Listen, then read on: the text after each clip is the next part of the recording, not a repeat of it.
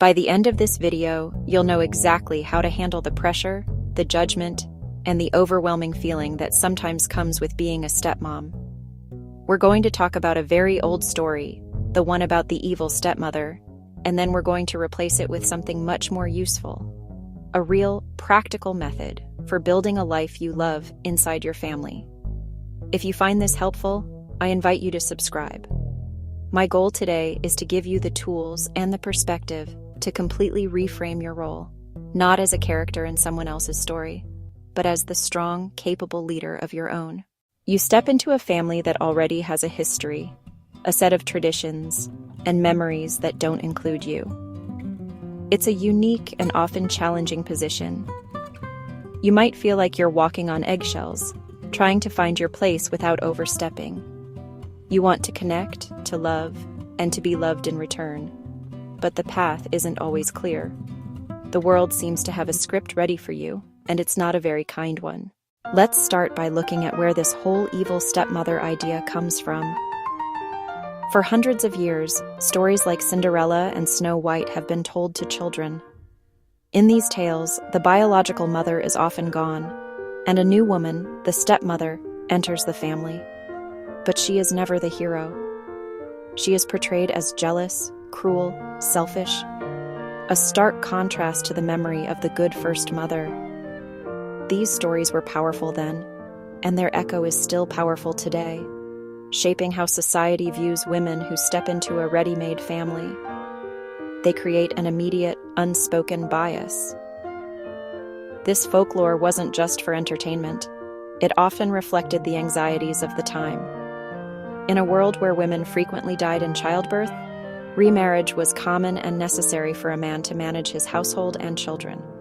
The stepmother was an outsider, and these stories voiced the children's potential fears of being displaced or unloved. The archetype became a cultural shortcut, a simple way to explain complex family emotions. The impact of this bias is real, and you have likely felt it. It can come from other parents at school, from your own extended family, or even from the subtle comments of a well-meaning friend.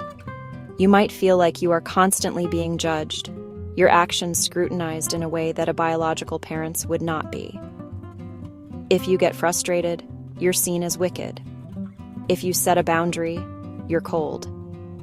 This unfair expectation to be endlessly patient, giving, and cheerful is a direct result of this old narrative. It puts you in a no-win situation where you are always on the defense, trying to prove the stereotype wrong. The most challenging part is that we can internalize this bias ourselves.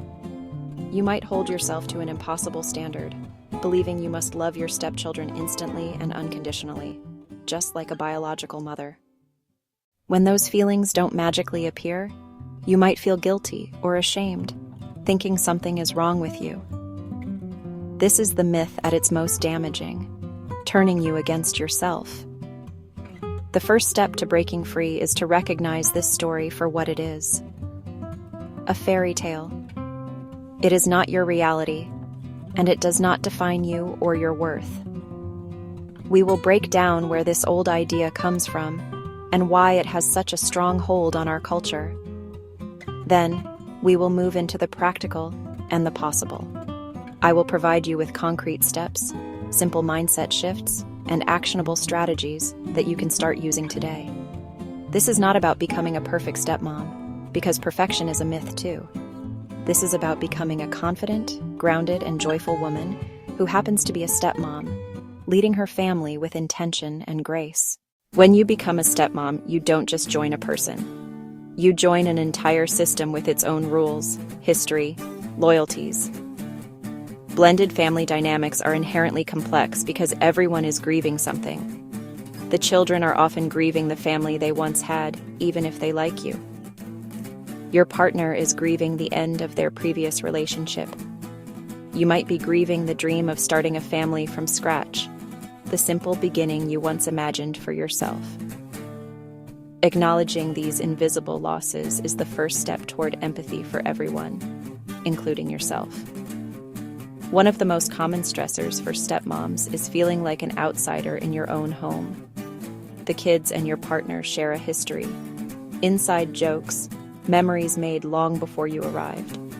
it's easy to feel left out or like you're constantly trying to catch up. They might have old routines or ways of doing things that don't make sense to you. Trying to change them can feel like you're rocking the boat. This dynamic can make you feel like a guest rather than a family member, which can be incredibly isolating, especially in the place you should feel most secure. Finances, discipline, the co-parenting relationship with the other biological parent are major sources of stress. You might have a different parenting style than your partner or their ex. Deciding who enforces the rules and what the rules even are can become a daily struggle. You might feel powerless, caught between wanting to parent and feeling like you don't have the right to. The relationship with your partner's ex-spouse can be particularly tricky. These challenges are normal. They're not a sign your family is failing or that you're doing something wrong. Every blended family goes through an adjustment period, and it's often a bumpy ride. The goal isn't to avoid conflict or discomfort. It's to learn how to navigate it with grace and to build resilience as a family unit. It takes time. Experts say 4 to 7 years for true integration. So be patient with the process, and most importantly, be patient with yourself. Stepmom burnout is a state of complete physical exhaustion, emotional exhaustion, mental exhaustion. It's what happens when you've given and given, tried, and you feel like you have nothing left. It stems from the unique, often invisible labor that stepmoms perform. Building relationships, managing a household, supporting your partner, navigating complex emotional landscapes, all while fighting against a negative stereotype. Without enough support or appreciation, you can end up disillusioned and exhausted, feeling like you just want to give up. The signs can be subtle: irritability, resentment, tiny things feeling huge, withdrawing because interacting is draining, trouble sleeping, constant tiredness, headaches, feeling sick, detachment, or cynicism. High responsibility with low control is classic burnout.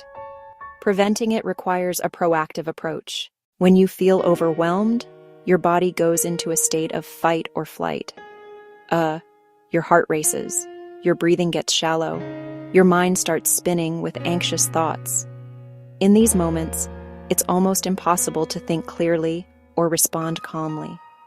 The first step is to ground yourself in the present. I want to share a very simple breathing exercise you can do anywhere, anytime. It's a powerful tool to have in your pocket. Please, take a moment to do this with me now, if you can. Sit comfortably with your feet flat on the floor. Close your eyes or lower your gaze. We're going to do what's called box breathing. I want you to slowly breathe in through your nose for a count of 4. 1, 2, 3, 4. Now hold your breath gently for a count of 4. 1, 2, 3, 4. Next, slowly exhale through your mouth for a count of 4. 1, 2, 3, 4. And finally, hold the breath out for a count of 4. 1, 2, 3, 4. Let's do that one more time together. Breathe in. 2, 3, 4. Hold. 2, 3, 4. Breathe out. 2, 3, 4. Hold. 2, 3, 4. Now, return to normal breathing. Notice how you feel. You may already feel a little calmer. This technique tells your brain you are safe, interrupts anxiety, and gives you a moment of pause before you react. You can use this grounding exercise whenever you feel that wave of overwhelm coming. You can do it in your car before walking into the house after work. You can do it in the bathroom for a minute of privacy during a chaotic family dinner. You can do it while you are standing at the kitchen sink. No one even has to know you're doing it. It's your secret weapon for staying calm and centered. It's a small act of self-care that can make a huge difference in how you navigate the daily challenges of blended family life, allowing you to respond from a place of peace instead of panic. Your family is not defined by fairy tales or by other people's expectations. You have the power to create your own family narrative, reality, values, connections. This starts with changing the language you use, both internally and with others. Instead of seeing your family as broken, blended, try thinking of it as a bonus family, our family. You are not a replacement. You are an addition, bringing your own unique gifts. One of the most effective ways to build a new family story is through small, consistent rituals. These don't have to be grand gestures. It could be as simple as Taco Tuesdays, a special Saturday morning pancake breakfast, or a family movie night every Friday. These rituals become the building blocks of your shared history. New traditions that belong to everyone now, not just remnants of a past one. They create predictability, stability, belonging for the children, and they give you a positive, active role in shaping the family culture. Part of crafting your story is also about claiming your own identity beyond the step label, passions, friendships, and career. Don't let the role consume your entire identity. When you are fulfilled and happy, you bring vibrant energy to your family. Your well-being is a core component of the family's well-being. Finally, lead with curiosity instead of judgment. Rather than assuming you know what a child is thinking or feeling, ask open-ended questions. Instead of trying to fix a problem, get curious about the dynamics at play. For example, instead of getting angry that your stepson is quiet at dinner, you might say, "I noticed you were pretty quiet tonight. Is everything okay?" This approach opens the door for connection rather than shutting it down with assumptions. It positions you as a safe person to talk to, an ally, and a compassionate leader in the family, slowly and intentionally writing a new, more beautiful story for everyone. Boundaries are not walls you build to keep people out. They are the guidelines you create to protect your own peace and well-being. For stepmoms, setting healthy boundaries is not just a good idea. It is an act of survival. Without them, you will quickly become depleted and resentful. A boundary is simply a line separating what is your responsibility and what is not. For example, it is your partner's responsibility to manage the primary communication with their co-parent. It is not your job to be the messenger or mediator between them. A healthy boundary for many new stepmoms is adopting the role of a supportive adult, like a cool aunt, rather than the primary disciplinarian. Let your partner handle major enforcement early on. You can support them by saying, "Hey, listen to your dad," but you don't have to be the one laying down the law. Setting boundaries also means protecting your personal time and energy. You are allowed to say no. You don't have to attend every game or school event, especially if it costs your mental health. It's okay to retreat and let your partner handle bedtime or to schedule solo time. This is not selfish. It models healthy self-care. Communicating these boundaries clearly and kindly to your partner is crucial. They are your most important ally. Use I statements to express your needs without blaming. For example, instead of saying, "You need to handle your kids," you could say, "I am feeling overwhelmed with trying to manage discipline. I need us to work as a team where you take the lead on consequences, and I will support you." This invites collaboration rather than defensiveness. Remember, boundaries are about what you will do, not about controlling others. They are about taking care of yourself so you can thrive in your role. Resentment is a poison that can quietly destroy you and your family from the inside out. It often builds up from 1,000 tiny cuts. Feeling unappreciated, carrying an unfair share of the household work, feeling like your needs are always last. It's the gap between the effort you put in and the acknowledgement you receive. The first step is to acknowledge it without judgment. Allow yourself to feel it. Your feelings are valid. They point to a need that isn't being met. Find the source, get specific, write it down. Pinpointing turns vague bitterness into a solvable problem. You can't fix "I'm resentful," but you can say, "I feel resentful when I'm the only one cleaning the kitchen after dinner." The antidote is action and communication. Bring in allies. Start with your partner. Schedule a calm time to talk. Use I statements. Focus on a shared problem and a shared solution. Other allies, therapist, trusted friend, stepmom support group. You don't have to carry this alone. Build connection with the children. Small moments matter. Find one-on-one time doing what they enjoy. Throw a baseball with your stepson. Help your stepdaughter with a craft. Be an interested adult, not a supervisor. Those moments can replace resentment with genuine affection. It shifts your focus from frustrations to the rewards of the relationship. It is time to completely let go of the evil stepmother myth and the perfect stepmom fantasy. Neither serves you. Instead, I invite you to embrace a new identity, the intentional leader of your own life and a co-leader within your family.